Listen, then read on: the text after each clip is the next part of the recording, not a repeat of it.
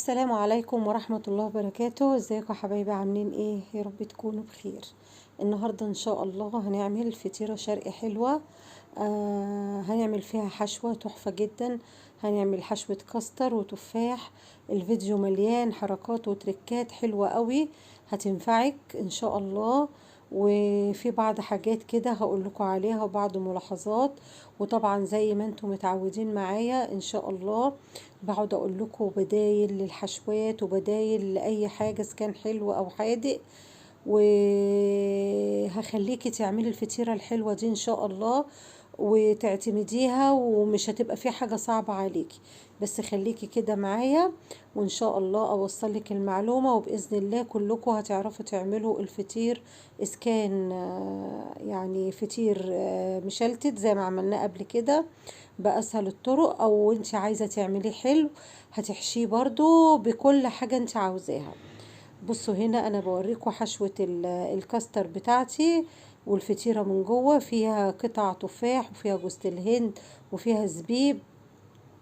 والفطيرة بسم الله يعني بسم الله الرحمن الرحيم كده يعني مورقة وجميلة وزي الفل، وطعمها تحفة جدا وطرية ومشبعة، ويعني وأوفر بكتير قوي قوي قوي من انك تجيبيها من بره. وعاملاها بالسمنة بتاعتك في البيت، وعاملاها بنظافة وكل حاجة. هنا هو انا كنت يعني قطعت قطعة في الطبق وبقطع قطعة تاني علشان كنا عايزين نحلي بيها كده بالليل، هي بتبقى زي عشوة او تحلية حلوة. يلا بقى مع بعضينا ان شاء الله هقولك الوصفة. هنا بصي بوريك التوريق بتاعها رقيق من جوه جدا وخفيفة ازاي. يعني الطبقات بتاعتها في منتهى الجمال. والتفاح كمان هقولك على تركات ازاي تستغليه وازاي تستعمليه في بعض الحشوات عندك. يلا بقى نقول اللهم صل وسلم وبارك عليك يا حبيبي يا رسول الله. ونبدأ في وصفتنا. وصفتنا دي مش هتحتاج ان شاء الله الا نص كيلو دقيق. نص كيلو دقيق هحطه كده واحط عليه معلقة صغيرة ملح ومعلقة صغيرة سكر.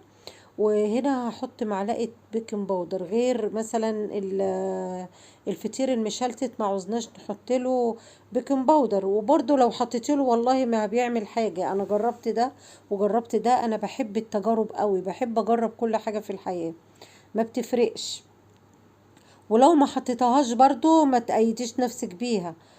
كله تمام وماشي. وطبعا احنا عارفين مقدار المية ده. انا ما اقدرش اقول لكم النص كيلو دقيق خد كوباية ونص مية ولا كوبايتين ولا ربع، لان في دقيق من يعني بيقبل وفي دقيق ما بيقبلش. انا هنا حطيت المية، هحط المية لحد ما عجينتي تتكون عجينة حلوة مطاطية ملمومة زي الفل اهي زي ما شفتوا كده. انا حتى لما حسيت انها لينة شوية اديتها معلقة دقيق، يعني زي ما يكون المية زادت عني شوية حطيت معلقة دقيق برضو. وانتي بتعجني على ايديكي وانا اظن كتير وريتك العجن على الايد سهل جدا، وده نص كيلو مش هيغلبنا. جبت بقى صينية كده مدهونة زيت ونزلت بالعجينة كلها. العجينة بصوا في ايدي زي اللبانة. هقطعها نصين، بس نص فيهم هيبقى اصغر من النص التاني، مش بمرحلة كبيرة ولا حاجة زي ما تشوفوا كده. يعني في نص هيبقى اصغر من النص التاني اهو. هنا انا كده بلمها على بعضها وبنضف صوابعي وحطيتهم في صينيه مدهونه زيت. وهجيب بقى ايه الاسترتش بتاعي اغطيهم، مش حكايه يخمر ولا حاجه. طبعا الفطير ما بيخمرش. احنا قلنا الفطير ده ايه عم ايه؟ عم المرتاح اللي عايز يريح يقعد ويرتاح. كل ما هتريحي العجينه كل ما هتديكي نتيجه افضل. هنا بقى كان عندي التفاح البلدي الجميل بتاعنا دوت، طعمه مميز طبعا عن التفاح اللي بنشتريه التاني، بس الصراحة كان حادق ومش هيتاكل. فانا فكرت فيه ان انا استخدمه في الفطيرة ديت. انا كنت هعملها بفطيرة كاستر بس او مهلبية وخلاص. قلت طب وليه لا اجيبه واحشيه. كنا زمان بنجيب فطير كده من عند واحد مشهور، بلاش يعني الاسم لا يكون في حقوق طبع والكلام دوت. كان بيبقى حاشي الفطيرة بتاعته تفاح وكمبوت مشمش واناناس والكلام دوت، كانت بتبقى تحفة تحفة تحفة. فانا قلت يلا بقى ايه، انا اعمل التفاح ده واستغله بدل ما هو مركون كده ومحدش عايز ياكله. كنت قطعته اهوت وقشرته حبة مكعبات وحبة حلقات. وهعمل ايه هنا بقى، دي كمبوت تفاح، يعني انا هعمل زي كمبوت التفاح. حطيت كوبايه الا ربع سكر على كوبايه الا ربع ميه، رفعتهم على النار خدوا غلوه، وعصرت عليهم نص فص ليمون. بشيل هنا بقى العكره بتاعه السكر، ما شاء الله السكر بتاعنا جميل جدا ونضيف. بنشيل منه العكره ب21 جنيه، وزي ما انتوا شايفين كده، يعني مش سكر تومين كمان، الحمد لله. الحاجه غليت وكمان مش هي، والحاجه كلها ما بقتش كويسه زي الاول. يا ريت الحاجه غليت وفضلت الحاجه زي ما هي. لا للاسف كل حاجه غليت وبقت الجوده بتاعتها اي كلام، ربنا يرحمنا. هنا غلي غلوتين السكر بتاعي بالميه، ورحت منزله التفاح عليه هيغلي بس هم غلوتين. يعني مش عايزاه يستوي يبقى مهمط كده، لا هي غلوه، غلوه ونص كده، غلوتين تبقي واقفه جنبه تمام. كل ده انا سايبه الايه المريح يرتاح. هجيب هنا نص كيلو لبن، هحط عليه معلقتين كاستر. انت بقى هنا ليكي حرية الاختيار، ممكن هنا ما تعمليش كاستر زي ما انا عملت، ممكن تعملي مهلبية بالنشا. بدل معلقتين الكاستر تحطي معلقتين ايه، معلقتين نشا ومعلقة واحدة بس سكر. ليه؟ لان انا عايزاها دلعة تبقى زي القشطة كده، لان انا لسه هشرب فطيرتي ديت عسل، ولسه هشربها ايه يعني حاجات بالسكر. خليكوا بس معايا هتشوفوا نونا هتعمل ايه. احنا النهاردة بنعمل عظمة، اتفرجوا بس كده للاخر.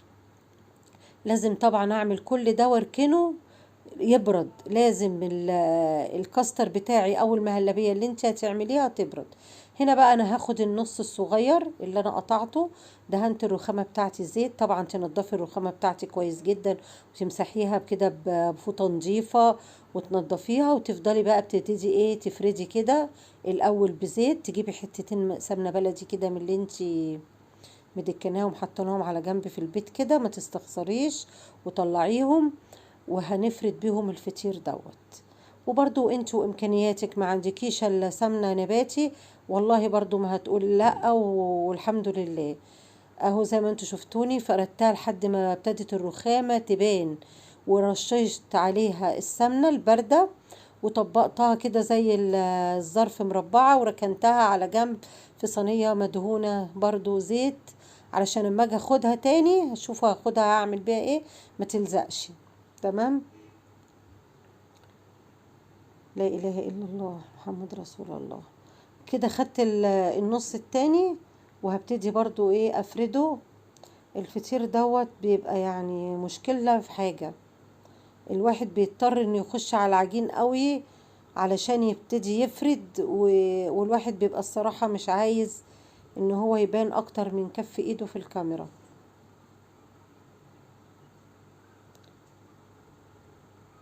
اهوت بفرد خالص كده لحد ما يعني العجينة ما تبقاش فيها سمك.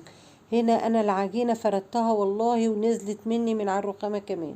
هجيب بقى اللي انا طبقتها زي الظرف دي بعد ما رشيتها برضو اللي تحت ديت كلها بالسمنة، هحطها كده في النص. هتشوفوا هعمل ايه. ديت استعملها كقاعدة، قاعدة لايه للفطيرة وللحشوة بتاعتي، انها تشيل الحشوة. هنزل الحشوة هي بردت وانسيابية كده وجميلة، ملحقتش تتكتل ولا تعمل كتل كده. لا انا بحب المهلبية او الكاستر يكون ناعم كده. وهبتدي احط الزبيب والحشوة التفاح بتاعتي اللي انا حطيتها جواها كده. وعندك شوية جوز الهند حطيهم، عندك شوية مكسرات حط دلعيها. هقولك على البدايل بقى، عندك انتي مش عايزة تعملي حشوة مهلبية وعايزة تعمليها بالمكسرات، هتحطي بالطريقة دي هنا المكسرات. عندك كنافة وعايزة تحمريها وتحشيها كنافة، حمري الكنافة وحطي عليها شوية سكر بودرة وحطيها في النص. يعني عندك بسبوسة، كام حتة بسبوسة اهرسيهم وحطيهم. شوفوا بقى نونا بتقول لكم ايه، بنقول لكم النهاردة حاجات والله عظمة. وخلاص طبقي كده. وهنا بقى ايه، انا ياما هشيلها ازاي؟ هدهن الصينية بتاعتي سمنة اهو. وهشيلها ازاي دي؟ انا هاخدها بقى على طبق كبير الاول مدهون زيت. بصوا بصوا بصوا بصوا، هوبا هوب، واروح هوبا حتفها في قلب الايه، في قلب الصينية. خلاص الحمد لله وصلت. بيبقى هنا ايه الموضوع صعب قوي، بخاف لا هتتقطع مني، بخاف تتفتح. بس الحمد لله وصلناها بالتمام والكمال. وقال جوزي داخل يقول لي ايه، انت عملت لنا واحده ولا اتنين؟ لا يا عم واحده، واحمد ربنا كفايه كده. تمام خلاص. اهيت وبوريها لكم بقى بعد ما دخلت الفرن. عايزه اقول لكم هنا لازم تخش الفرن سخن جدا جدا، تكوني مولعه بقى لك كده ربع ساعه فوق وتحت، يسخن قوي قوي قوي قوي، تروحي طافيه الشوايه ومدخله ايه، ومدخله الفطيره. فطيرتي طلعت اهيت. معايا بقى كوبايه لبن صغيره زي كوبايه الشاي كده، مدوبه فيها معلقتين سكر، اروح سقياها وطشاها. ومعايا بقى ايه الشربات بتاع الكمبوت بتاع التفاح، اروح برضو ساقيه الفطيره واروح مغطياها بقى. بس انا هنا ما جاتش الحته بتاعتها، تغطيها بقى وتستني عليها ايه 5 دقايق كده، ترشي سكر.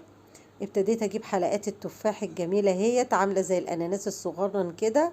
بصوا بسم الله ما شاء الله جميله جدا. وشويه المكعبات كانوا فايضين برضو. وفي كل تفاحيه كده بقى اللي يعني ايه، حطيت في النص زبيبه بقى، ولو عندك كريس حطي، ولو في مكسرات برضو غرقي وحطي، يعني اللي عندك اعمليه. ما عندكيش اسقيها اللبن والعسل ورشه السكر وخلاص. وهنا بوريكم بصوا، شربت كل السوائل اللي انا حطيتها، بس طبعا بعد ما غطيتها الاول شويه. يعني انت تغطيها وهي سخنه بعد ما تسقيها اللبن والعسل، وبعد كده تبتدي ترشي عليها بقى السكر وجوز الهند والكلام ده، لانك لو رشيتيها وهي سخنه وعليها اللبن وكده، السكر البودر ده مش هيبان. وزي ما وريتكم اهو في الجزء الاولاني، بوريكم برضو الطبقات، وبوريكم ازاي هي مستوية وجميلة. وبسم الله ما شاء الله القطعة كده كانت مشبعة، مش بتحس ان انتي بتاكلي كده حاجة وملهاش طعم كده، وقوام قوام خلصت ودفعتي فلوس ورميتيها في الارض. لا، اهي حاجتنا اهي بسم الله ما شاء الله تحفة. واقول لكم ايه، السلام عليكم ورحمة الله وبركاته. وانتظروني ان شاء الله في احسن الوصفات في مطبخ نونا. واللي ما عملش لايك يعمل لايك. ما تنسوش يا جماعة، المشاهدات بتيجي حلوة كتير، بس الحمد لله ما فيش لايكات كتير. اللايك ده هيخلي الفيديو يترفع واكتر ناس تشوفوه. ويعني ما تستخسروش فينا حاجة، احنا بقالنا 3 سنين في اليوتيوب بنهاتي يعني. اهي وبوريكم الجزء التاني برضو هنا جميل. يلا بقى، مع السلامة.